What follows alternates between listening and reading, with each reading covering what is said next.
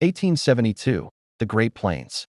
They called the land Ethelwind Prairie, and the old ones said it remembered every soul who ever loved and died upon it.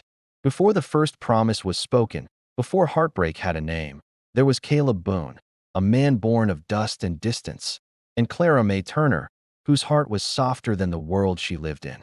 Their names would never be written in books, but the prairie would carry them forever. Caleb rode into Willow Bend on a dying afternoon, his horse lathered, his eyes tired, his past stitched with loss.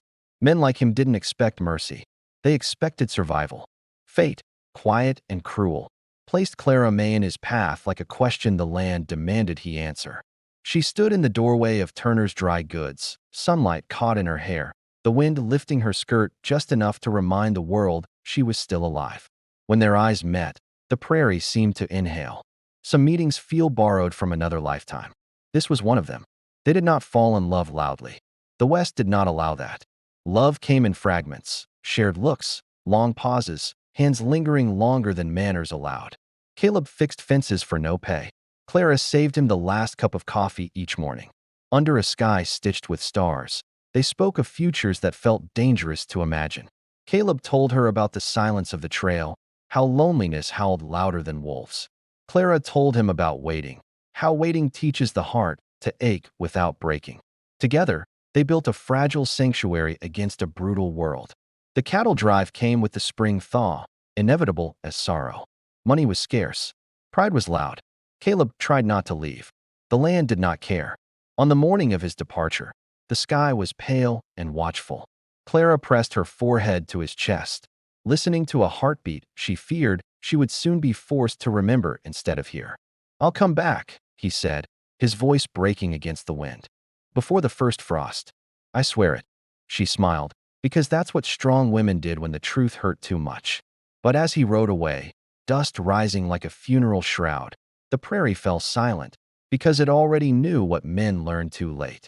Some promises are made with honest hearts, and some lands were never meant to keep them.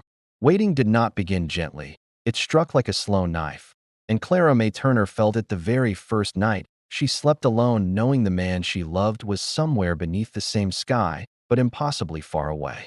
The days after Caleb Boone rode out of Willow Bend did not move forward. They stretched and thinned, each sunrise asking her how much more of herself she was willing to give to hope.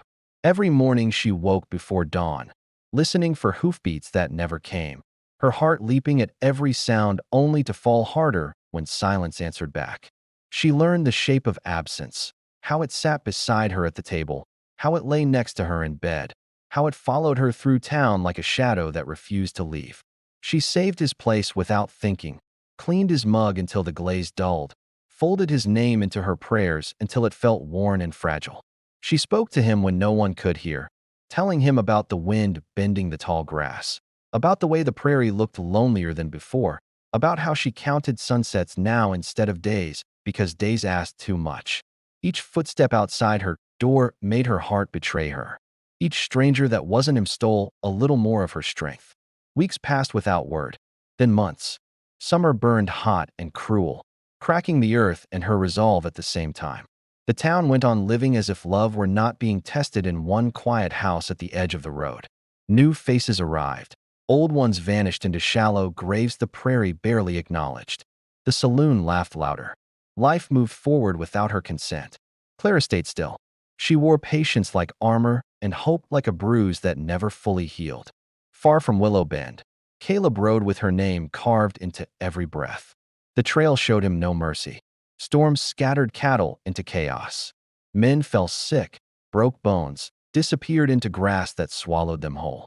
Hunger gnawed. Sleep came in fragments. At night he stared at the stars and spoke Clara's name like it was a promise he could still outrun.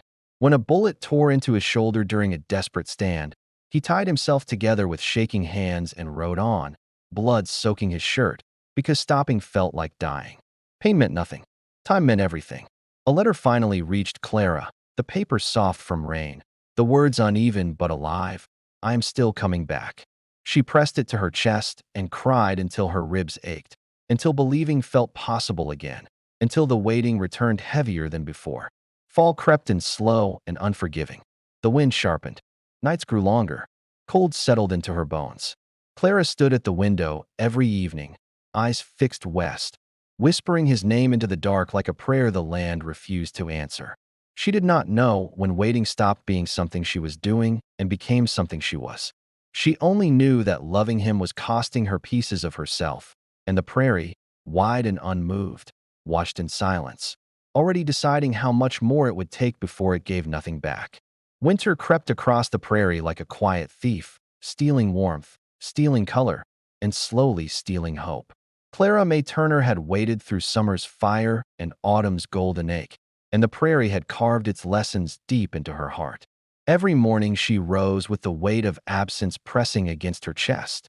Every night she whispered Caleb's name into the wind that would never carry it back.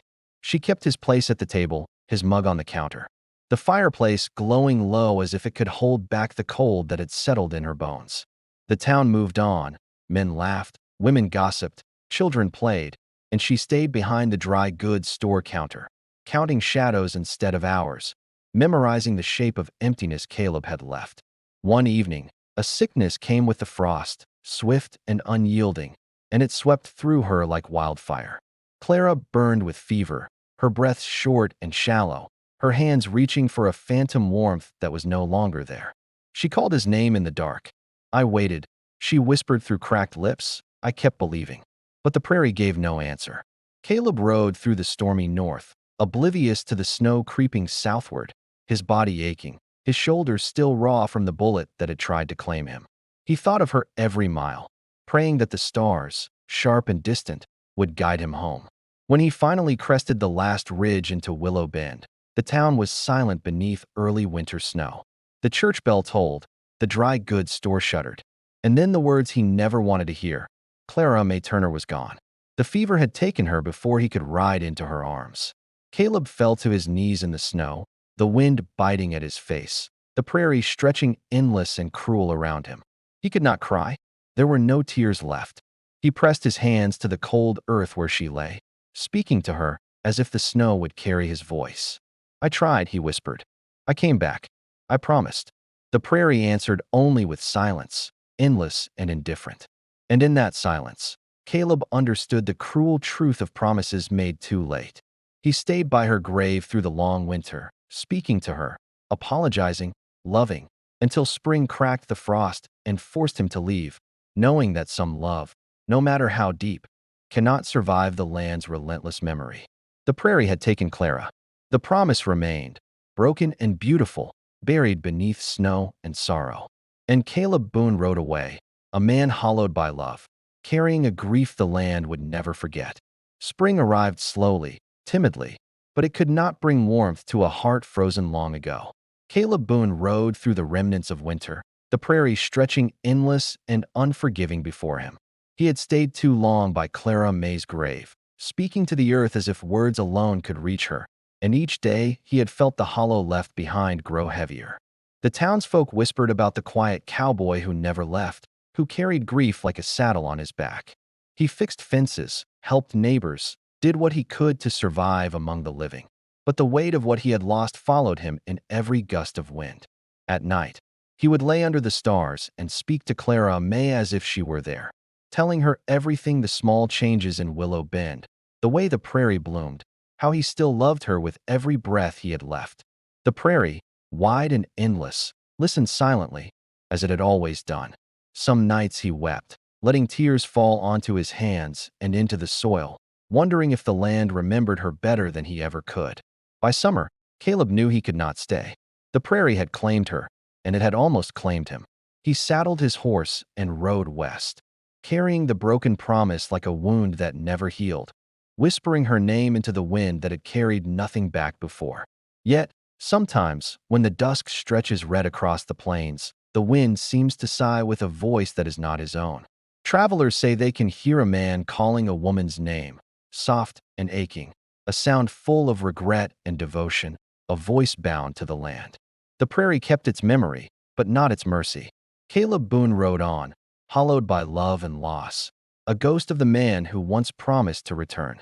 And Clara May Turner, though gone from the world, lingered in the air and the grass, a presence carved into the land itself, proof that some love is too deep for time, too vast for promises, and too eternal for the prairie to ever truly forget.